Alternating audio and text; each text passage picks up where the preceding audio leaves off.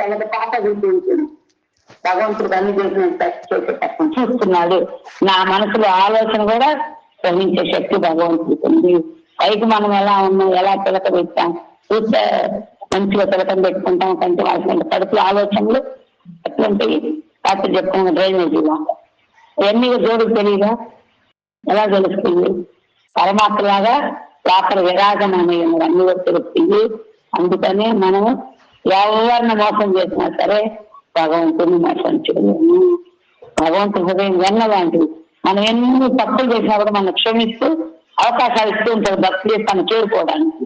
మన హృదయం చాలా కఠినంగా ఉంటుంది, రాయిలాగా ఉంటుంది. దయ జాలి కరుణ ఉండే మనకేమన్నా ఇంతసేపు అందమని మన స్వార్థం, మన ఆహారం, మన కుటుంబం, మన సంపాదన, మన ఆస్తి, నా ఊరు, నా ఇల్లు. ఎందుకని ఎప్పుడైతే విశాలమైన హృదయాన్ని కలిగి ఉంటారు అంటే, విశాలమైన హృదయం అంటే ఏంటి?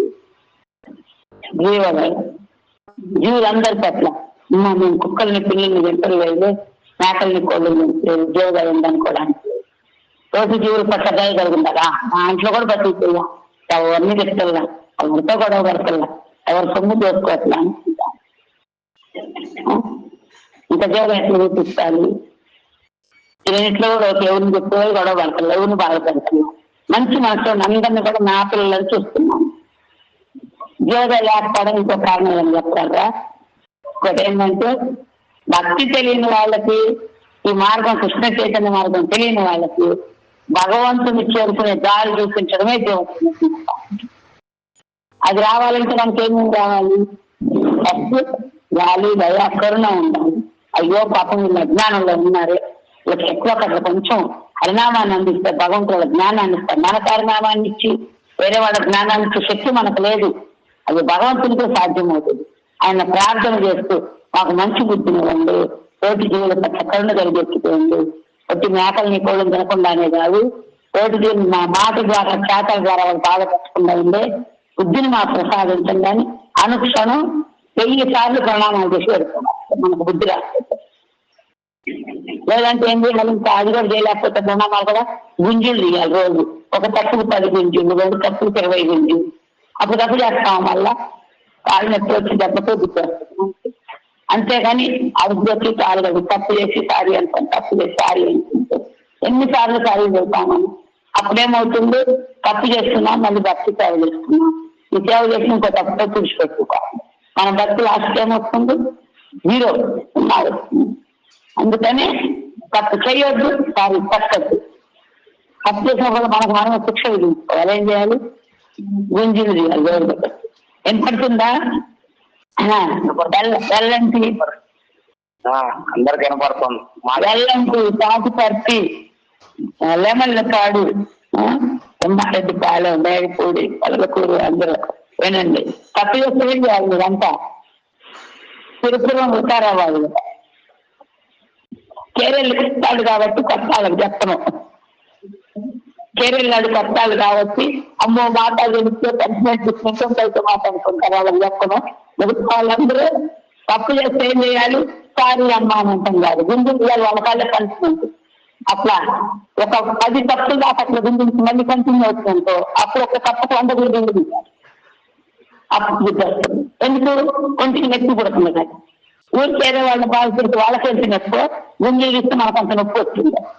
వాళ్ళ మనసు బాధపడినప్పుడు మన శరీరానికి కష్టం. అప్పుడేం చేస్తాం? భయం తప్పు చేయను, బుద్ధి వస్తుంది. నేను చెప్పుకున్నాను కదా, ప్రోత్సాహాలు రాజు విద్యార్థులు తెలివి కలిగిన వాడు తప్పు చేయకుండా జైలుకి పోకుండా ఉంటాడు. తెలివి తక్కువ తప్పు చేసి జైలుకి పోయి బుద్ధి వచ్చినాక తప్పు చేయడం మానేస్తాడు. మూర్ఖుడు తప్పు చేస్తాడు, జైలుకి పోతాడు, మళ్ళీ తప్పు చేస్తాడు, మళ్ళీ జైలుకి చేస్తే మనం కూడా తప్పు చేస్తాం, సారీ అంటాం, మళ్ళీ తప్పు చేస్తాం, మళ్ళీ సారీ అంటాం. అంతే సాధారణంగా మన పాపం లేకుండా చేసిన తప్పు పనిష్మెంట్ లేదు. అక్కడ ఒక నోటి మాట చాలా ఇది 2 అక్షరాలతో మనం ఎదుటి వాళ్ళు మన మాటలతో చాటలతో బాధపెట్టింది కాకుండా పోదామని గుంజులు. ఫస్ట్ భగవంతుని వేడుకోవాలి. ఫస్టే గుంజులు చేస్తాను. వేడుకోవాలి, మాకు మంచి బుద్ధిని ఇవ్వండి, ఎదుటి వాళ్ళని బాధ పెట్టకుండా ఉండగల మంచి మనసు మాకు ఇవ్వండి. వాళ్ళ మనకి ఎందుకంటే భగవంతుడు చూస్తున్న లోపల మనలో ఎంత దోషము, కోరికలు, ద్వేషాలు, రాగము, ద్వేషం భక్తికి ఆకర్షిస్తుంది.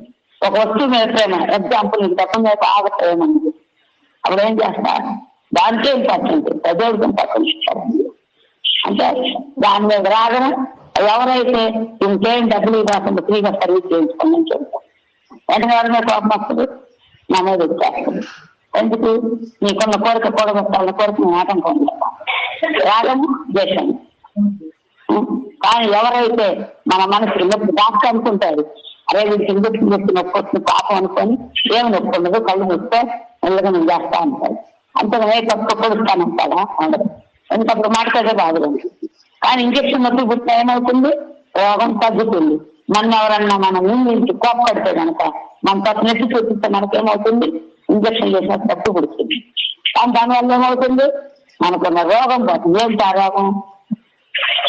ఇప్పుడు వాళ్ళు బాగా చెప్పాలనుకునేది రోగమే. స్వార్థం ఉంటుంది ఒక రోగం, డబ్బు మీద వ్యామోహం, సంసారం మీద వ్యామోహం ఎంతకాలం ఉంటుంది కదండి. ఈ శరీరంతో కూడా అన్ని నశించిపోతాయి. అలా పర్మనెంట్ వస్తుంది కదండి. ఆ నిజాన్ని తెలియజేస్తే వాళ్ళకి నొప్పిగా అనిపించింది బాధగా, కానీ దానివల్ల మేలు కలుగుతుంది ఆత్మ. అది తెలుసుకున్నాడు బాధపడు.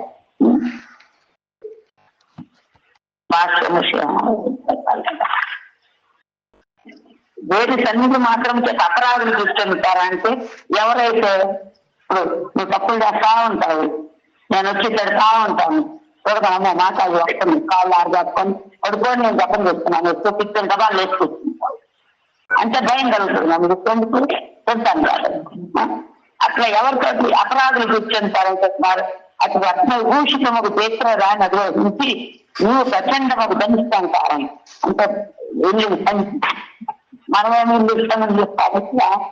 ఎవరైతే సరిదిద్ది భగవంతుడి యొక్క లెక్కాలనుకుంటారో వాళ్ళ మాటల బాణాలు కలిగిస్తారు. ఒక్కరికలే మా బుద్ధి లేదు, ఒక్కరికాయలు మెల్లగానే చెప్పాలి, వినపోతే గట్టిగా చెప్పాలి, ఇంకా వినపోతే పెట్టాలి, అప్పుడు కూడా వినపోతే దండం అక్కడ దాకా చెప్పుకోవాలి. మనం ఎవరో స్పెషల్ ఒక్కొక్కళ్ళు ఎవరన్నా చలికాలంలో టైం కేటాయించి వాళ్ళ టయాన్ని మనకిచ్చి మన కోసం మనం ఇచ్చే వాళ్ళు ఉన్నారు కదమ్మా. అలా ఇచ్చే వాళ్ళ విలువ మనం గుర్తించలేకపోతే మన జీవితం వృధా. ఎవరు కూడా చలికాలం హైదరాబాద్ తీసుకుంటుంది. నీలాగా సమయాన్ని ఇచ్చే వాళ్ళు ఎవరు లేరు. నువ్వు అన్ని ఊళ్ళు వెళ్తే నన్ను వదిలేస్తావు, నేను గాలి కట్ట కొట్టుకుపోతాను, ఎక్కడ అయిపోతానని తెలియదు. రాత్రి గంట అంతా ఉంటాయి, పొద్దున్న స్కూల్కి వెళ్ళాలి, వండుకొని బాగా చేసుకొని సాయంత్రం వచ్చి ట్యూషన్లు దారి కొట్టుకుపోయి ఆకులాగా అయితే నన్ను వదిలేస్తావు నువ్వు అని. ఆ కోసం నేను ఏం చేయాలో నాకు అర్థం కాదు. నా ఇద్దరు టైం సెట్ కావు. అట్లా ఎవరైతే మన టైం కేటాయించి మన సరిచేయాలని ప్రయత్నిస్తారో అలాంటి వాళ్ళ తర్వాత మన జీవితం మహాభాగం. ఫలితాలు ఎవరు టైం ఇచ్చి వేరే వాళ్ళ మంచి కోసం ఆలోచించే వాళ్ళు లేరు. ఎవరి స్వార్థం వాళ్ళదే. ఆ దాన్ని మనం వాడుకోలేకపోతే ఏం నష్టపోతాం? ఒక జీవితాన్నే నష్టపోతాం. అవును కదా.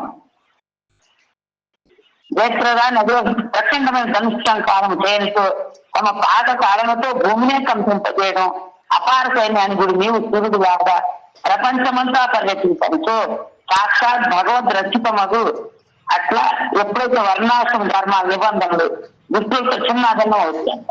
అంటే భగవంతుడు బంగారు జయప్రదాన్ని అధిరోహించని చెబుతున్నారు. రత్నాలతో అలంకరించిన రథాన్ని అధిరోహించి ప్రచండ వేగం చేస్తే గాలి కన్నా వేగంగా అంతా తిరుగుతూ చెబుతున్నారు కదా భగవద్గీత యథా యథా ధర్మాస్య. అట్లా భగవంతుడు అక్కడ కంట్రోల్ చేయడం చేస్తాడన్నమాట. కంట్రోల్ కాకపోతే తిరుగులేస్తాం అంతే. చెప్పుకున్న మాట ఉన్న పిల్లలు తల్లిదండ్రులు అంటారు, నా కడుపుని చెడగొట్టారా, అడుగుతుని పో, నా ఇంట్లో చూద్దని ఎన్ని చేస్తారు. మనం కూడా శాస్త్రాన్ని లెక్క డైరెక్ట్ దేవుడు వచ్చి మనకి నాయనాన్ని జపం చేయి, అమ్మాని మంగళాస్తులే, అమ్మాని శ్రద్ధగా ఉండి చేస్తాడు దేవుడు. ఎవరు చెబుతాడు? గురువు ద్వారా, భక్తుల ద్వారా. భగవంతుని ఆజ్ఞ గురువు ఆజ్ఞ అంటే భగవంతుని ఆజ్ఞగా కానిస్తాను. ఏ గురువు గారు నాకు అంతా వేసిపోతుంది, నాకు సేవలు చేయి చేయించుకోడు. భగవంతుని సేవ చేసి బాగుపడమని చెప్తాను. దాన్ని మనం నిర్లక్ష్యం చేస్తే నష్టపోయేది మనమే. కనుక అలా ఎప్పుడైతే భగవంతుడు అట్లా పర్యటించడో సాక్షాత్ భగవంతుడే ఏర్పాటు చేసిన వర్ణాశ్రమ ధర్మాలు చిన్నదనం అంటే ఎక్కడెక్కడే భక్తులు ఉంటారు. ఆ పరిస్థితుల్లోనే విశుద్ధ భక్తుల శీల ప్రభుపాదులు వారు ఈ భూమి మీద ఆవిర్భవించి భగవంతుని యొక్క ఆదేశాన్ని ఈ ప్రపంచం మొత్తానికి కూడా పంచిపెట్టారు. జగద్గురు శీల ప్రభుపాదు ఆయన పంచిపెట్టకపోతే మనం అంతా ఇలా లెక్క ఉండేవాళ్ళని. పిల్లల్లో ఉండి వండుకుంటూ తింటూ డబ్బులు పడబెట్టుకుంటూ ఆహార నిద్ర భయమైదనంతా సమన్వయం పరిస్థితున్నారు. ఆ 4 కోసం తినడానికి, సంపాదించడానికి, వండుకోవడానికి, ఎంజాయ్ చేయడానికి బతుకుతూ కుక్కల్లా పిల్లిగా బతికి అట్టే గడుచుకునేవాడిని. మనకి మార్గం దొరికింది, ఆత్మ ఉద్ధరించుకునే ఒక దారి దొరికిందంటే అది శీల ప్రభుపాదులు అయ్యా, వారి శిష్యులుగయ్యా, వారి ప్రశిష్యులుగయ్యా. దాన్ని మనం ఉపయోగించకపోతే మన జీవితాన్ని నష్టపోతాము, మానవ జన్మే వ్యర్థమవుతుంది. భాష్యం శీల ప్రభుపాదుల వారి ద్వారా పూర్వమందు ధర్మాత్మ రాజు ధార్మికులకు పౌరులకు రక్షణ ఇవ్వడానికి, అధర్మ ప్రవర్తన కలిగిన శిక్షించడానికి, వధించడానికి తమ రాజ్యంలో పర్యటించేవారని వేదాలు ముఖ్యంగా శ్రీమద్ భాగవతము పురాణాలను తెలియవచ్చు. వధించడం అనే కార్యాన్ని అభ్యాసం చేయడానికి వారు కొన్ని మార్లు అడవిలోని జంతువులు కూడా వేటాడు. ఎప్పుడో ఒకసారి చంపడం అంటే వాళ్ళకి ఎన్నో రోజు సాధన ఉండాలి. రాజు యుద్ధం చేయాలి, శత్రువుల మీద కానీ జంతువులు కానీ తప్పాలి అంటే ఆయన సాధన చేయాలి రోజు. మనం మన భక్తి నిలబెట్టుకుంటే మన సాధన పర్ఫెక్ట్ ఉండాలి, లేదంటే వాళ్ళు జయించలేరు. ఇక్కడ మనం కూడా ఈ భవసాగరాన్ని జయించాలి. అందుకే అటువంటి అభ్యాసం లేని అవాంఛ విగ్రహ శక్తిని వదిలితే సాధ్యం కాకపోవడమే అందులోకి కారణము. అట్లే మనలో ఉన్న దోషాలు కూడా పోవాలి అంటే స్వార్థం కావచ్చు, మోహం కావచ్చు, ఏదైనా మనలో ఉన్న రోగాలు కావచ్చు, మనం కూడా రోజు అభ్యాసం అన్నాడు అర్జునుడు. కృష్ణ ఇది చాలా కష్టంగా నువ్వు చెప్పి అని చేయడము. 2 రకాల అర్థాలకు ఏం చేయాలంటే కృష్ణ ఏమన్నారు, అభ్యాసంతో జన్మను సాధించుతున్నాను. అభ్యాసం చేస్తే ఏమొస్తుంది, జ్ఞానం వస్తుంది. జ్ఞానం వస్తే ఏమొస్తుంది, వైరాగ్యం. భక్తిదేవి యొక్క పుత్రులు జ్ఞాన వైరాగ్యాలు. భక్తి రాగానే జ్ఞానం వస్తుంది,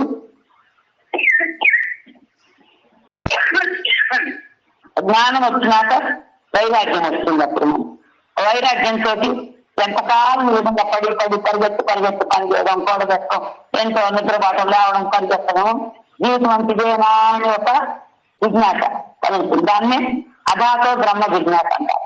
ఆ కలిగినప్పుడు భగవంతుడు లోపలిని చూస్తున్నాడుగా, ఓ జీవితం మీద దృష్టిస్తుందా, ఇదే నీకు రావాల్సిందని. అప్పుడు ఎవరో ఒకళ్ళు భక్తులతో మన జీవితంలో మార్పున్నారు. నా జీవితం అదే జరిగింది. ఒక ఆయన పుస్తకం చేస్తే కృష్ణ చైతన్య సాధన 1993 1993లో ప్రభుపాదుల వారి పుస్తకం కన్నాం. తర్వాత 13 సంవత్సరాలకు నేను ఇస్తాను. అది 13 years. అది భగవంతుడు అనుగ్రహం. భక్తుల రూపంలో, పుస్తక రూపంలో వచ్చాడు కృష్ణ నా రూమ్లో. అట్లా ఎవరి జీవితంలో ఎట్లా ఎప్పుడు వస్తుందో తెలియదు నాకు. దాన్ని వచ్చిన దాన్ని నేను దుర్వినియోగం చేసుకోవాలా. అప్పుడు నా స్టోరీస్ ఏం లేవు, బుక్ ఏం చదువుతాను అక్కడ గుర్తేసాను. అది ఎందుకంటే అక్కడ అంతా దోషాలతో నిండి ఉంది. స్వార్థం, బిజినెస్ పిచ్చి, డబ్బులు పిచ్చి, పిల్లలు పేరు చేయాలి, అది ఇది ఎన్నెన్నో కోరికలు. మెల్లిమెల్లగా దేవుడు అన్నిటి నుంచి బయట వేసి ఇద్దరు పిల్లలకి పరిహారాలతో పట్టిళ్ళని పిల్లలు చేయించేసి బాధ్యత నుంచి బయట వేసి తన పాదాల పడ పెట్టుకోండి. అది ఆయన ఆ కోణం అర్థం చేసుకుంటే కనుక ఆయనకే నిర్లక్ష్యం చేయం. మనం వంట చేసినా, ఊడ్చినా, తుడిచినా, ఆర్పిచ్చినా ఏది చేసినా శ్రద్ధతో చేస్తాం. దేవుడు మీరు శ్రద్ధ ఉందా మనకి? ఏదో చేస్తాను, అర్థపడతాం, ఊడ్చామా, అడేసామా, ఆర్పిస్తానా, పని అయిపోయింది. ఇట్లా చేయొద్దు. శ్రద్ధతోటి చెబుతున్నాడు, నా భక్తియుత సేవ పట్ల శ్రద్ధ లేని వారు నన్నెన్నటికీ పొందలేరు అని చెప్తున్నాడు. అదేంది అర్థం చెప్పింది. చదివితేనే కదా రోజంతా కుర్చీల్లో కూర్చొని అరుగులు మీద కూర్చొని కబుర్లు చెప్తూ ఉంటాం. చదివితే రూపాయలు పుస్తకాలు, అప్పుడు ఏమొస్తుంది బుద్ధి, బుద్ధి తర్వాత జ్ఞానం, జ్ఞానం తర్వాత వైరాగ్యం.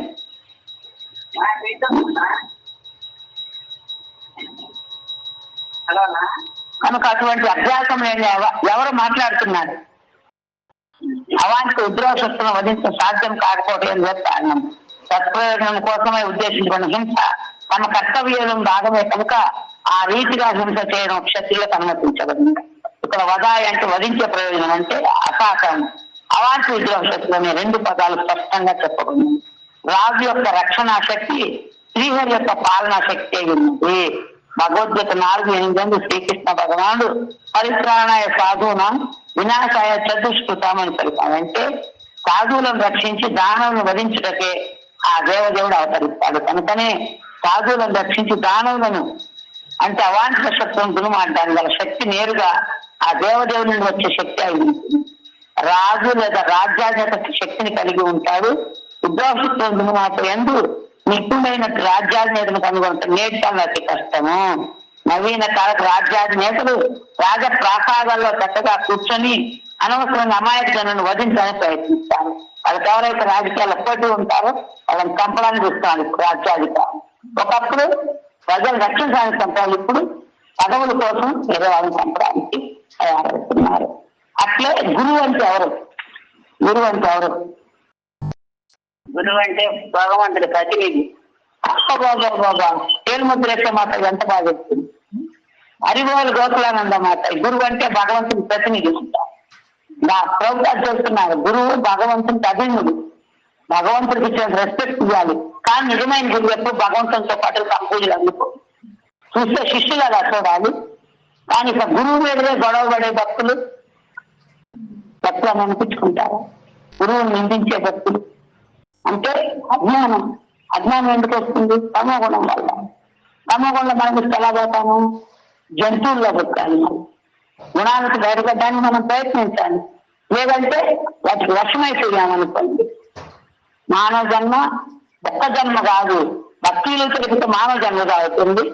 ఈ విధంగా మనం అపరాధాలు చేస్తూ భక్తులు తెలిపిన జీవితాన్ని గడిపేస్తే పూర్తిగా జంతుజాలాలకు లక్షలాది జన్మల కోట్లాది సంవత్సరాలు రకరకాల గర్భాల్లో ప్రవేశిస్తూ బయటకు వస్తూ జన్మ మృత్యు జరా వ్యాధి దుఃఖ దోషాలు వస్తున్నాం. వాటిల్లో మరి కొట్టుకోవాలి. ఎవరు కాపాలన్నా గురువు దోషం కూడా మనం వినలేదు. దేవుడు చెప్పిన శాస్త్రాలు పట్టించుకోవాలి. ఎవరు కాపాడాలి మనం? అందుకని ఆ గుణాల నుంచి బయటపడాలంటే ఫస్ట్ మనకేమి రావాలి? కోట్లానంలో చెప్పగలవాను. మళ్ళీ జపం కరెక్ట్ గా చేయాలి మాతాజీ. మన జపం మనం కరెక్ట్ ఎప్పుడు చేస్తాం, మన బుద్ధి కూడా అప్పుడే మారదు. హరి ఇంకా మంచి సమాధానం, ఇంకా ఇంకో సమాధానం. ఫస్ట్ మనలో కోరికలు పోతాం.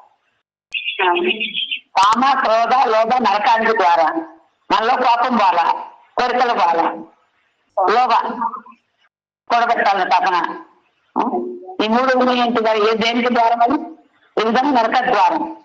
ఆ మూడులోంచి బయటపడాలి. ఫస్ట్ మనం పడాలంటే ఎప్పుడు సరిగ్గా చేయాలి.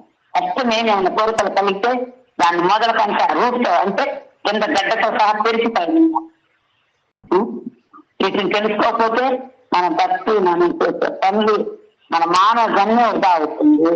జంతువుల్లో పుట్టిన అవకాశం లేదు. లక్షల సంవత్సరాలు పోతుంది కదమ్మా, చేయనట్టు కూడా అన్ని కాకుండా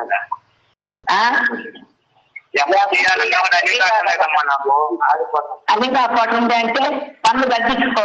మీ ఇద్దరు పట్ల ఎంత కావాలి? నలుగురు, మీ అమ్మ నాన్న, మీరు ఇద్దరు తగ్గించుకో. ఫస్ట్ 2 దేవుడు 24 గంటల టైం ఇచ్చాడు. 2 గంటల టైం లేదని అనుకోవద్దు. లెక్క వేసుకుంటే సాయంత్రం మనం ఎంత టైం ఇచ్చేసాం. అంత పని చేసేవారు తమోగుణం పెరుగుతుంది. ఎక్కువ పని చేస్తే భక్తిని 4 గంటలు ఇస్తున్నా జపానికి. 4 గంటలు ఇచ్చినా కూడా 2 గంటల జపం కూడా అర్ధముని బ్రాహ్మణుడు, స్వయంభూముడు క్షత్రియుడు అయిన కారణంగా ముందు ఆ రాజుకు వందనాలను ఇవ్వరాదు. సాంఘిక దృష్ట్యా బ్రాహ్మణుడు యొక్క స్థానం రాజు స్థానం కన్నా గొప్పదవటం చెప్తాను. కానీ స్వయంభూముడు చక్రవర్తి, విష్ణు భగవానుడు ప్రతినిధి అయిన కారణంగా కర్దముడు అతనికి వందనాలను ఇచ్చారు. మనిషి బ్రాహ్మణుడైనా క్షత్రియుడైన లేదా శూద్రుడైనా సరే దేవదేవుడు ఎల్లప్పుడూ అతనికి ఆరాధనే. ఎందుకంటే దేవదేవుని ప్రతినిధిగా రాజు కూడా అందరితో వందనాలు అందుకోవడానికి యోగ్యుడై ఉన్నాడు. బ్రాహ్మణుడుగా ఉంటే గురువు కూడా అందరితో వందనాలు తీసుకోవడానికి అర్హులై ఉన్నారు. అర్హత లేని వాళ్ళము చాలా మందికి మనం గుడికి వెళ్తే ప్రణామాలు చేస్తాము. వాళ్ళు ఏంటి అక్కడ వేసినప్పుడు ప్రణామం చేస్తారు. వాళ్ళు చేసినప్పుడు మనం అందుకున్నాం అనుకోండి, మళ్ళీ బ్రాహ్మణ లక్షణాలు లేవు. అది దోషం. అందుకని చాలా మంది భక్తులు కాషాయం కట్టుకోవాలి. మనం ప్రణామం చేసి వెంటనే తిరిగి ప్రణామం చేస్తారు. దాన్ని స్వీకరించిన ఉదాహరణ రాజేశాం ప్రభు 1000 మందిని భక్తులు చేశారు. వారు 60 మంది ప్రణామం చేసి దర్శనం చేస్తున్నారు. అమ్మో అనిపించి నేను అనుకున్నాను, మీకు ఎప్పుడు ఆయన ఉండే కట్టు చేయకూడదు అనుకున్నాను. మనం మనసులో చెప్తారో వెళ్ళినాకప్పుడు చేయాలి. మనసులోనే ప్రణామం చేయాలి. అక్కడ వాంగానే వాడు మనకు చూడనప్పుడు మనం చేసుకొని అంతే అక్కడ చెప్పుకోవాలన్నమాట. వాళ్ళతో మనం చేయించుకోకూడదు. కానీ కొంతమంది ఏం చెప్పాలి, నాకు దండం దర్శనాన్ని గొప్పగా అయిపోయింది అహంకారం. ఖచ్చితంగా ఎవరు చేసిన నేను అన్నిసార్లు అందలేను కాబట్టి నాకు ఎవరు చేసినా ఈ ప్రణామాలన్నీ మీరు స్వీకరించండి. నాకు అర్హత లేదు, వీళ్ళంతా నాకిస్తున్నారు మీరనే వాళ్ళు, లేకపోతే నాకెవరు తెలియజేస్తారు ఈ భక్తి. ఈ పుస్తకాల ద్వారా నేను నేర్చుకున్నా కాబట్టి ఈ గౌరవం అంతా మీదేటండి. నేను ప్రణామకురాలని నేనంతా వెంటనే ప్రోపాలకు పాస్ చేస్తాను. గురు మహారాజు సంఘంలోని వర్ణాశ్రమాలను వర్ణ అంటే 4 వర్ణాలు, బ్రాహ్మణ, క్షత్రియ, వైశ్య, శూద్ర. ఆశ్రమాలంటే బ్రహ్మచారి, గృహస్థ, వానప్రస్థ, సన్యాసి. నేను బ్రహ్మచర్య ఆశ్రమం గురించి చెప్తా. ఈరోజు ఏమొస్తుందో తెలియదు కనుక ఈ 4 వర్ణాలు 4 ఆశ్రమాలు అనేవి ఆధ్యాత్మిక వ్యవస్థగా విభజించబడ్డాయి. గుణకర్మలను అనుసరించి బ్రాహ్మణులు, క్షత్రియ, వైశ్య, శూద్ర అనే 4 వర్ణాలు ఏర్పడింది. చాలా ఇంపార్టెంట్, మీ వినండి జాగ్రత్తగా. గుణకర్మల యొక్క వివిధ శ్రేణులను అనుసరించి ఉండే ఆ వర్ణాలు భగవద్గీతలో వర్ణించబడినాయి. కానీ బాధ్యతైన రాజు యొక్క తగిన రక్షణ లేని కారణంగా దురదృష్టావశాత్తు వర్ణాశ్రమ విధానికి కుల వ్యవస్థగా మారింది. కానీ అది నిజమైన పద్ధతి కాదు. ఈ కులాల మతాల మనం వచ్చింది. అందుకనే ఇస్లాంలో కులాల చోటు ఏం చూస్తారు? వర్ణాశ్రమం చూస్తారు. వర్ణాలు ఆశ్రమాలు. ఏ బ్రహ్మచర్య ఆశ్రమంలో ఉన్నాడు, అతను గృహస్థాశ్రమం స్వీకరించాలనుకుంటున్నాడు. తన కులానికి తగినట్టు ఒక బ్రాహ్మణుడైన వ్యక్తి బ్రాహ్మణురాలైన తల్లినే సహం చేసుకోవాలి. ఆ అమ్మాయి ఏ కులంలో పుట్టినంత రకాల. కానీ దౌర్భాగ్యం వాళ్ళు ఇప్పుడు భక్తులు కూడా కులాలు, జాబులు వెనక ప్రాపర్టీ చూస్తున్నారు. ఎంత మంచి భక్తుడికి ఇస్తే అసలు భక్తులతో పాటు రైతులతో వెళ్ళిపోతుంది. ఇక్కడ డబ్బులు అడిగి ఇస్తే ఆ డబ్బులతో ఆ అమ్మాయి పోయిన కానీ నాకు నగలు కొనివా, నాకు అది కొనివా, అది మెచ్చుకొని అమ్మాయి లేని ఇంట్లో చేస్తున్నానంటే నేను చాలా మందిని చూస్తున్నాను. పెళ్లి చేసుకున్న బ్రహ్మచారులు పెళ్లికి ముందు ఫుల్ పేరుకున్న డాన్స్ చేస్తూ ఎక్కువ భగవంతుని సేవ చేసిన వాళ్ళు బుక్స్ అమ్మినాడు. పెళ్లి అయినాక భార్య హ్యాండ్ జరుగుతుల్లాన్ని మోసుకుంటూ తిరుగుతున్నారు. ఆమెమో కబుర్లు చెప్పుకుంటూ వెళ్తుంది. అయ్యో పాప నా భార్య కదా ఇంట్లో చేసేసింది, పాప అదే అసలు ఫ్రెండ్స్ తో మాట్లాడుతున్నాను. కానీ ఇక నాకు నష్టపోయేది తెలిసిపోతుంది. భార్య సేవకులు అయిపోతున్నాం. అందుకని బ్రహ్మచర్య ఆశ్రమంలో ట్రైనింగ్ భార్యకి అంత ఇంపార్టెంట్ ఇవ్వాలి, తల్లిదండ్రులకు అంత ఇంపార్టెంట్ ఇవ్వాలి, సంపాదన కోసం ఎంత ఇంపార్టెంట్, నాట్ల కోసం ఎంత టైం తీసుకోవాలి. అంత ట్రైనింగ్ అయినా అతను బ్రహ్మచర్య ఆశ్రమంలో గృహస్థాశ్రమంలో ప్రవేశించాలి. ఒక వానప్రస్థ ఏం చేయాలి? 50 ఏళ్ళు వచ్చినా సంపాదించుకోవాలి. 50 ఏళ్ళు దాచినాక అప్పుడు పిల్లల బాధ్యతలు తీరిపోతాయి. కృష్ణారామానుకుంటూ భగవంతుడు నిస్వార్థంగా ఎలాంటి ఫలితాన్ని ఆశించకుండా చేస్తూ తన ఆత్మను ఉపయోగించుకోవాలి. పిల్లల కోసం మనం 50 ఏళ్ళు 60 ఏళ్ళు వచ్చినా కూడబెడుతూ ఉన్నాం అనుకోండి, తక్కిన వాళ్ళ అవసరాలు తీరిపోయి వాళ్ళ పిల్లల పెద్ద లేరు జాబులు వచ్చినాయి. అమ్మయ్యకి నేను బస్సు చేస్తాంటే మనకు సమయం ముగిసిపోయింది భూమి మీద. అప్పుడేం చేస్తాము? మన కోసం వాళ్ళు జపం చేసి అదంతా దారదోషి పంపిస్తారా? అంటే పెళ్ళైన పిల్లల కోసం కూడా పక్కన పట్టడం అనేది అజ్ఞానము, అంధకారం. చేతలోని గుడ్డు అలా ప్రవర్తిస్తుంది. ఎవరి కర్మానుసారం వాళ్ళు బతుకుతారు. వాళ్ళ కోసం ఇస్తే మనం కూడా ఊళ్ళో పుడుకోవాలి. పక్షులు చూడండి, పిల్లలు కట్టే దాన్ని వదిలేస్తే బయటకు వేస్తామని.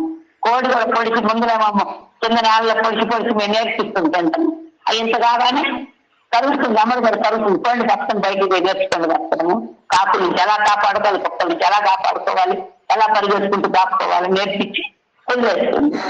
చిన్నప్పుడు మనం నేర్పాలి, పెద్దానికి గండ్రకాకలు అంతే కదా. కొంచెం పెద్దదానికి 10 ఏళ్ళు ఇచ్చుకుంటే వాడు సంపాదన వాడు చదువు అది తల్లిదండ్రి పైసా కూడా. ఇది ఎక్కడ పెళ్ళి ఈ పిల్లల గురించి ఆ పిల్లలు పెళ్లిడికి వచ్చినా కూడా పిల్లలకు ఎదుగు చేయాలి. తాపత్రయం అదంతా అజ్ఞానం కదా. కోడి కానీ జంతువులు ఆవులు కూడా పిల్లల పెద్ద నా పాలసీ దగ్గర పెట్టుకుంటే నాకు పిల్ల మంచి కాలం తర్వాత వదిలేస్తుంది.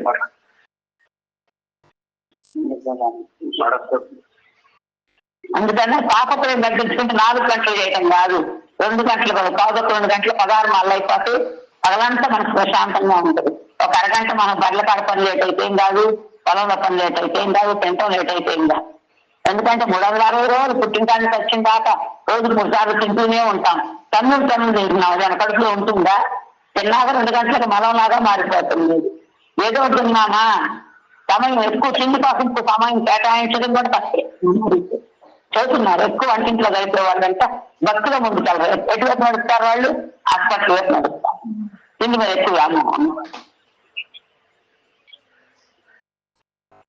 సంస్కృతి కుల వ్యవస్థగా మారింది. కానీ ఆధ్యాత్మిక అనుభూతి వైపు పురోగమించే సంఘం అని భావన. అంటే మానవ సంఘం అంటే ఆధ్యాత్మిక అనుభూతి ప్రయాణించాలంట.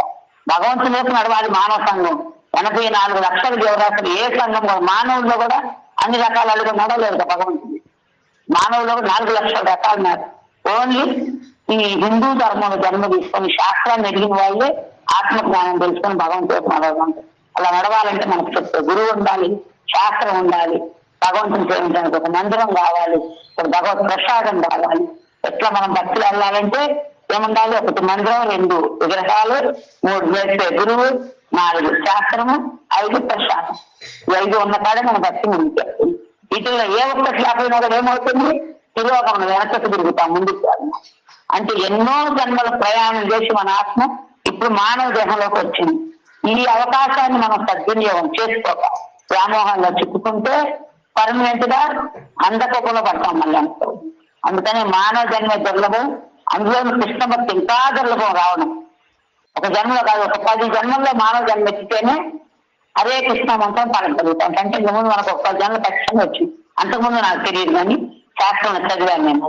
ఒక 10 జన్మల్లో అంతో ఎంతో భక్తి చేస్తేనే 10వ జన్మలో హరే కృష్ణ మంత్రం వస్తే పలకగలుగుతాం. అట్లాంటి 4 లక్షల రకాలు ఉంటాయి మానవ జన్మ. అడవుల్లో, కొండల్లో, కోయల్లో, లోయల్లో, మళ్ళీ ఏదంటే కుక్క మాంసం తినే కుటుంబాలు, ఎలక మాంసం తినే కుటుంబాల్లో, తక్కువ జాతుల్లో పుట్టి ఇప్పుడు హిందూ ధర్మంలో భారతదేశంలో పుణ్యభూములు జన్మొచ్చింది. మనం రకరకాల ముస్లింస్లో కూడా గుర్తుంటాం. అవన్నీ అయిపోయింది. 4 లక్షల రకాల మానవ జాతులు, 80 లక్షల రకాలు జీవరాశి, 20 లక్షల సముద్రంలో నీళ్ళలో ఉండేవి, 13 లక్షల భూమిలో పురుగుల రూపంలో ఉండేవి, చెట్లు, పుట్టలు, పక్షులు, ఇవన్నీ అయిపోయినాక లాస్ట్ 4 లక్షలు మానవ జాతి. వాటిలో కూడా ఫైనల్ గా వచ్చే హిందూ ధర్మంలో జన్మ. అంటే మన జ్ఞానం పొందడానికి మంచి అవకాశం. ఆ అడవుల్లో ఉండే వాళ్ళతో పోయి శాస్త్రం చెప్పి నేర్పించేవాళ్ళు ఉండారా ఏంటి? అవి కూడా అయిపోయినాయి మనకు. ఉపయోగించడానికి ఉపయోగించకపోతే మళ్ళీ వెనక మళ్ళీ అడవుల్లో వచ్చారు కదా. ఒకేసారి తమో గుణంలో బట్టి తమో గుణంలో చస్తే జంతువుల్లో కొడతాము శాస్త్రం చదువుతున్నాం. అది తెలుసుకోకుండా పని డబ్బులు ఫ్యామిలీ అనుకుంటే అజ్ఞానమే కదంతా. అంటే ఇన్ని జన్మల నుంచి మన ఆత్మ చేసిన ప్రయాణం ఇక్కడితో ఆగిపోయి వెనక్కి తిరగడం అవుతుంది. దీన్ని సద్వినియోగం చేసుకోవచ్చు. అందుకని ఈ ఆధ్యాత్మిక మార్గంలో మనకి చౌరస్తాలో ఉన్నాం.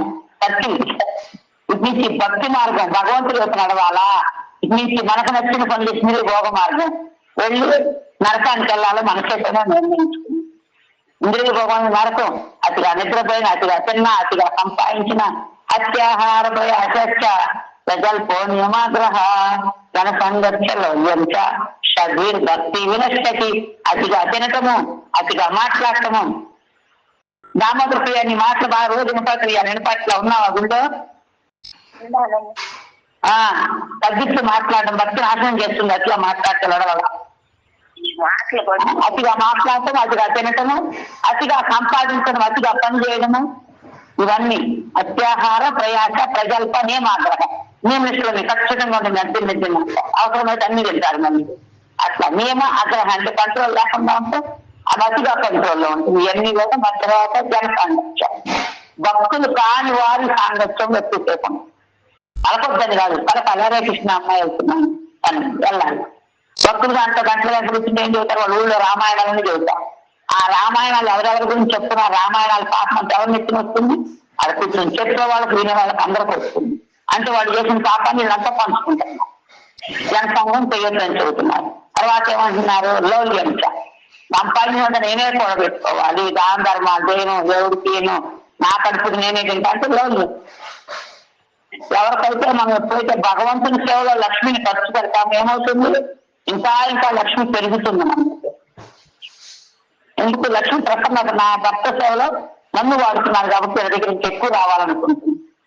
అలాగే స్వార్థానికి వాడుతుంటే చూడండి, ఇప్పుడు మన కొండలో నీళ్ళు 10 రోజులు అయితే వాడతాము, వాడము, వాడిని పారేస్తాం. డబ్బైనా అంతే. భగవంతుని సేవకు ఉపయోగం రాని డబ్బు ఉన్నా ఒకటే లెక్క.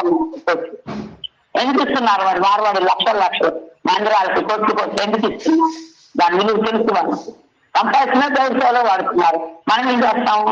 పెద్దలు ఇవ్వాలి, పిల్లలకి ఇవ్వాలి, పొలాలు కొనాలి, ఇల్లు కొనాలి, మనోడు పుట్టినరోజు, మన పెళ్లి రోజు అంతా వృధా చేస్తున్నాం. మన జన్మ వృధా కాదు, మన సంపాదించిన డబ్బు వృధా అవుతుంది. వాళ్ళన్న డబ్బులు వాళ్ళ దేవుడి సేవలు అంతా పెట్టు. ఇంకా అజ్ఞానంలో ఉన్నాయి మనకు తెలియాలి. తెలియపోతే ఏమవుతుంది? అజ్ఞానంలో అట్లే ఉంటే తమోగుణం పెరిగి ఏదో రోజు ఆ తమోగుణంలోనే చచ్చిపోతాము. మానవులను వేస్ట్ చేసుకుంటాం జంతువులు. కనుక మానవ సంఘం ఏ విధంగా ప్రగతిశీలమైందనే ప్రశ్న ఇక్కడ ఉదయించవచ్చు. ప్రగతి అంటే భౌతిక అవసరాలను అనవసరంగా తయారు చేస్తాం. భవిష్యత్తు ఇప్పుడు మనకున్న రూములు బాగానే ఉంది. దీనికోసం మన మహారాజు అన్నట్టుగా పల్లెటూరు వాతావరణం కావాలి, సిటీలోని హంగులు కావాలి అవసరం అని కోరుకోవాలి. ఇప్పుడు మన రోజు చాలా చూడాలి, కానీ అదే మాకు అనుకుంటాం లాగా ఉంది. దానికి ఏం అవసరం కాదు. అక్కడ ఏసీలు పెట్టుకోవడం అంటే ఉన్న ఫ్యాన్ అదే ఎక్కువ. కనుక భౌతిక అవసరాల కోసం అనవసరంగా వాటిని కావాలని కోరుకునే సమయాన్ని వృధా చేస్తుంది. కనుక ఈ నామమాత్ర భౌతిక సౌఖ్యాన్ని కూడబెట్టుకుంటూ మానసిక వృధా చేయడం కానే కాదు, ఆధ్యాత్మిక అనుభూతి వేపు చేసే ప్రగతి ఎంత ముందుకు వెళ్ళడమే నిజమైన ప్రగతి. అంటే నీకు రమ్మ నాకు వేడిగా ఉందంటే నీకు రమ్మని ఏసీ కూడా పెట్టించింది రూమ్లో. అప్పుడేమవుతుంది, బయటకు సేవ చేయాలంటే వేడి రాదు, సేవ చేయదు. 24 గంటలు ఏసీ చేసుకుని రూమ్లో పడుకుంటాం. అవునా కాదు? సుఖం కలిగిన సుఖాన్ని అనుకుంటారు, పని చేయాలని చెప్తారు, వేడిలో రాదు. కనుక అది పురోగమనం అంటే భక్తి మార్గం నుంచి వెనక పంపిస్తున్నాం. చెప్తారా? కూడలిలో ఉన్నాం మనం, భగవంతుడికి వెళ్ళాలా, మనకు నచ్చినట్టు బతికి నరకానికి వెళ్ళాలని మనమే చూస్తున్నాం. ఇటుపోతే పెద్ద గొయ్యి ఉన్నదే నరకం, ఇటుపోతే వైకుంఠ లోకం ఉంది భగవంతుడు మనకు. అది ఇప్పుడు కష్టంగానే ఉంటది, మనకి ఇప్పుడు ఉత్తమం లాగా ఉంటది. అమ్మ పొద్దున్నే అవ్వాలి, ముఖం చెయ్యాలి, అసలు వినాలి, మాట్లాడి తుక్కులు తినాలి, సేవ చెయ్యాలి, వాళ్ళు పెట్టిన రకరకాల కూర్చోవాలి. ఇదంతా తప్పు.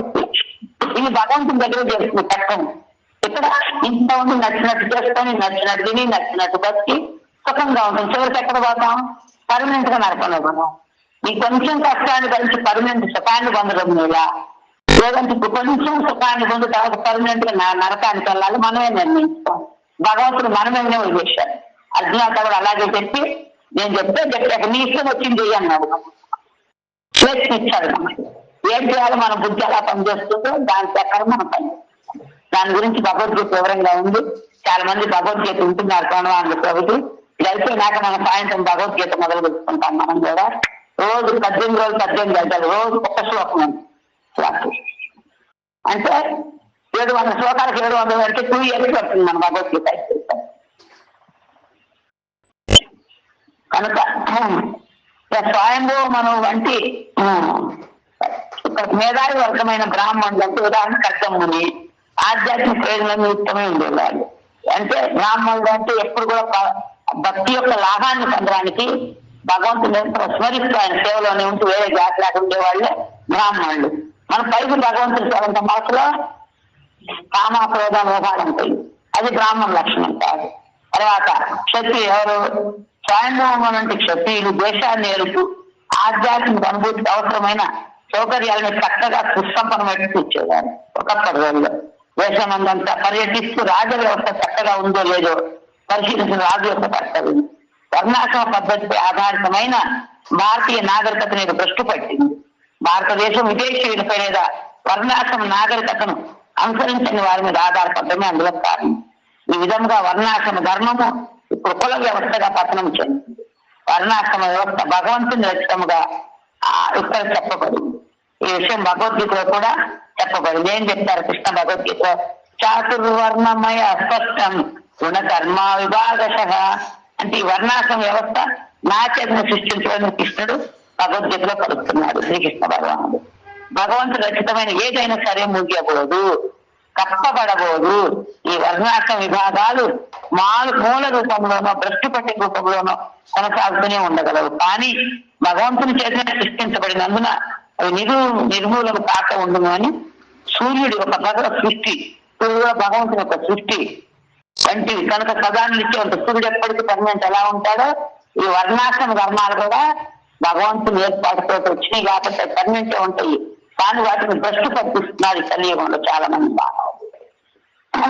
అది నిలబెట్టడానికే మహానుభావులు మనం చోళనేశ్వర దక్షిణాగస్వామి చోళనేశ్వర స్వామరాజు మెయిన్ ఈ వర్ణాశ్రమ విధానం మీదనే తాకత్రయపడుతున్నారు. అది చెడిపోయి సమాజం అంతా పతనం కాకూడదని ఒక ఊరికి ఒక బ్రాహ్మణుడు ఉంటే ఊరు బాగుపడుతుంది. బ్రాహ్మణుడు సరస్సు లాంటి వాడు. బ్రాహ్మణుడు లేని గ్రామము తలకాయ లేని మందం లాంటిది. ఎందుకు? ఆ బ్రాహ్మణుడు వాళ్ళ జ్ఞానాన్ని భగవంతుని యొక్క విలువని మానవ జీవితం యొక్క విలువని తెలియజేయాలి ఊరికి ఒక బ్రాహ్మణుడు. అందుకనే గ్రామాలు వీధి వీధిలో కూడా హరే కృష్ణ మంత్రం భాగాల్ని చైతన్య మహాప్రభువు ఎందుకు కోరుకున్నారు? గ్రామాల్లో ప్రచారం చేస్తే అప్పుడు ఒక గ్రామానికి ఒక్కొక్క భక్తుడు ఉన్నారనుకోండి, ఆ ఊళ్ళో యువసంద్రమూర్తి వాళ్ళు ఇక్కడికి వస్తారు. వారి సమస్యలకు పరిష్కారం ఏంటో కూడా కనుక్కోగలుగుతారు. దాన్ని గుళ్ళగా ఉండే బ్రాహ్మణులు ఎవరు పరిష్కారం చేస్తున్నారు సమస్యలు? ప్రతి సంఘంలో కూడా మేధావి వర్గం వారు అంటే బ్రాహ్మణులు, క్షత్రియ వర్గం వారు, వ్యాపార వర్గం అంటే వైశ్య, శ్రామిక వర్గం ఉండి తీరుతారు. వేద నియమానుసారం వారు ఒకరికొకరు సహాయపడేటట్టుగా నియమించబడినప్పుడు శాంతి మరియు ఆధ్యాత్మిక పురోగతి అనే సమాజాన్ని కొనగొడుతుంది. కానీ ద్వేషము, వేరే వాళ్ళని ద్వేషించడము, దుష్ప్రవర్తన అంటే వేరే వాళ్ళని తక్కువ కట్టము, గొడవ లేకుండా ఉంటుందని కూడా దుష్ప్రవర్తన. అది మనల్ని రాక్షసులుగా మారుస్తుంది. వేరే వాళ్ళని బాధ పెట్టి సంతోషపడే అసలు లక్షణం మనకు పెరుగుతుంది. వేరే వాళ్ళు బాధపడితే మన కళ్ళ వెంట నీళ్ళు రావు. అన్నాక బాధ పెడితే కాదు, ముందు నుంచే మనం అలా మన నోటిని కంట్రోల్ పెట్టుకోవాలి. ప్రసాదం తీసుకోవాలి. అందుకనే మనసుని మానసుని కంట్రోల్ చేసుకోవాలి. కుల వ్యవస్థ అవిశ్వాసం కలిగినప్పుడు మాత్రం పూర్తి వ్యవస్థే పతనం అవుతుంది. ఇక్కడ చెప్పినట్లుగా అది అత్యంత శోచనీయమైన చాలా దుఃఖించాల్సిన పరిస్థితులు తయారవుతాయి. ప్రస్తుత పరిస్థితి ఎందుకు ప్రపంచం అంతా ఈ శోచనీయ స్థితి ఎందుకు ఉంది. కొన్ని రకాల స్వార్థాలను చోటు చేసుకోవడం అందులో కారణం. ఇదంతా వర్ణాశ్రమ వ్యవస్థ పతనము చంద్రం వల్ల కలిగింది. చంద్ర శ్రీమద్ భాగవతానికి జయ, కలియుగ గారి నిర్మాణ సంకీర్తనకి జయ, జగద్గురుకి జయ. హరే కృష్ణ. అందరికీ ఎవరెవరైతే ప్రచార కేంద్రాలు నడిపిస్తున్నారో మాతాజీలందరూ లైన్ లో ఉన్నారు. ఈ అంతా విన్నాక మీకేం అర్థం కావాలి? మీరు వంట చేసే వాళ్ళు ఎలా ఉండాలి? బ్రాహ్మణ లక్షణాలు కలిగి ఉండాలి, తెలివితేటలు కలిగి ఉండాలి, కోపంతో, అసూయతో, ద్వేషంతో, చిరాకుతో వండితే అది తిన్నాడు దేవుడు తినడప్పుడు. ఖచ్చితంగా మీరు భోగా పెట్టి మిగిలిపోసిన దేవుడు తినండి. ఎందుకు? శాస్త్రంలో తప్పపోయింది. రజోగుణం తమ్మగుణంలో ఉన్న వాళ్ళని దేవుడు తినండి. అప్పుడు అది ప్రసాదం అవుతుందా? కాదు. అప్పుడు తిన్నాళ్ళందరూ ఎలా ఉంటారు? సేమ్ ద్వేషము, కోపము, అసూయ మొత్తం ప్రశ్న పట్టిపోతుంది. అందుకని కేర్ఫుల్ గా ఉండాలి వంట చేసే వాళ్ళందరూ. మెయిన్ ఒక ఆయన అంటారు గంట అంటే అది గంటే. గంట కొట్టే దేవుడి దగ్గర మంచిగా చేయాలి. గంట కొట్టేవాళ్ళు దేవుడిని పెద్దగా పూజించాలి. ఉన్నది అర్థం చేయకుండా గంట కొట్టేవాళ్ళు మంచి మనతో అదే మంత్రులు వింటుంటూ కృష్ణ గోవింద నారాయణ నా బుద్ధి ప్రశ్న వచ్చిందాయన. ఎందుకంటే మన బుద్ధి మంచిగా అనుకుంటే మనకు గర్వం వచ్చింది. మంచి బుద్ధి లేదు మనకి. లోపల అంత నల్లగా డ్రైనేజీ లాగండి. దాన్ని మురికి మురికి లాభం మనకు అని నేను మురికి నల్ల జరిగించుకోవాలి. నేను దక్కసారి చదివితే నా హృదయాన్ని మురికి నాకు బ్రాహ్మణ లక్షణాలు కావాలి. మీ కోసం ఉంటాను భావంతో వచ్చేదని ఏడుకొని శ్రద్ధ కావాలండి. ఏదంటే మీరు అన్ని వీటిని అందరూ భక్తులు కాకుండా ఉన్న భక్తులు కూడా బాగొట్టుకుంటారు. అందుకని ఏం బాధపడబాటు నేను చెప్పిన దానికి మీరు అలా ప్రయత్నం చేయండి. భగవంతుడు కరుణించి మీకు ఏదో ఒకటి ఆ గుణాల నుంచి బయటపడతారు. శ్రద్ధగా వంట చేసిన సేపు హరే కృష్ణ మంత్రం పైకి అనబాకండి. అంటే ఆ సొప్పర్లన్నీ ఆ గిన్నెల్లో పడి మీ ఎంగిలి దేవుడికి పెట్టి పాపం వస్తుంది. వంట చేసేటప్పుడు కీర్తన పెట్టుకొని వింటూ మనసులో హరే కృష్ణ అనుకుంటూ ఉండాలి, నోరు జరగకుండా. మీరైతే మూతికి నెత్తికి కూడా మాస్క్ వేసుకొని చేస్తే ఇంకా మంచిది. ఎంత జాగ్రత్తగా ఉంటే భగవంతుడు ఒకరు తింటాడు. ఆ ప్రసాదం ఆ గుడికి వచ్చే వాళ్ళందరి మనసు కూడా మారుస్తుంది. వాళ్ళంతా కూడా బ్రాహ్మణులాగా మారుతారు. లేదంటే వాళ్ళు కూడా మనలాగా దోషాలతో నిండిపోతారు. అప్పుడు మనం పంచి ఉపయోగంలో భక్తి చేసి కూడా మనకే ఉపయోగం లేకపోతే వేరే వాళ్ళకి ఎలా వస్తుంది? చెబుతున్నారు భగవంతుడు. సుఖం శాంతి నా పరాంగతి.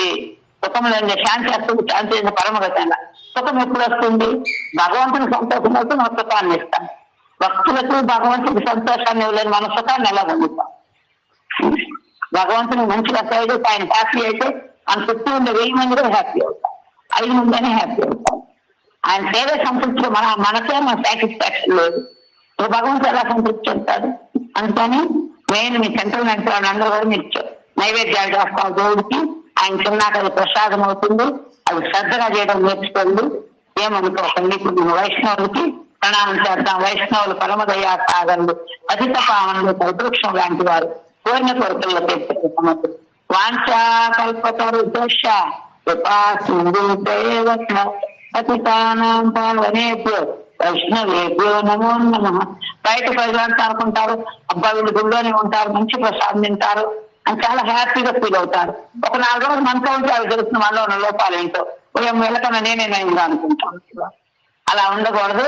వాడు మన దగ్గరకు వచ్చి నేర్చుకోవాలి మంచి. అట్లా మన ప్రవర్తన మారండి. హరే కృష్ణ. అందరికీ కరుణ మనసు బాగా కార్యం ఏం బాధలేదు, పుట్టిన మార్చుకున్నాను. ఆపరేషన్ చేస్తే నొప్పి వస్తుంది, కుట్లేస్తారు, కుట్లేస్తారు, కానీ రోగం తగ్గుతుంది. ఇది కూడా ఆపరేషన్ అంటే ఇక్కడ శ్రీరామకృష్ణ కవి చదువుతున్నాడు. ఆపరేషన్ తగ్గకుంటే ఏం పనికిరాం కదా. చాలా శ్రద్ధగా పక్కన చేయండి, దానికి వేడుకుంటున్నారు. అందరినీ కూడా శ్రద్ధగా వంట చేయండి, శ్రద్ధగా దేవుడు పెట్టండి. ఏమో మాకు చేత లేకనే కదా ఇస్తుండేది. మేము మాట్లాడే పద్దు అయితే కాంపర్ట్ చేసి రుద్దు వినాయకుడు రాసులు పెడుతుంది.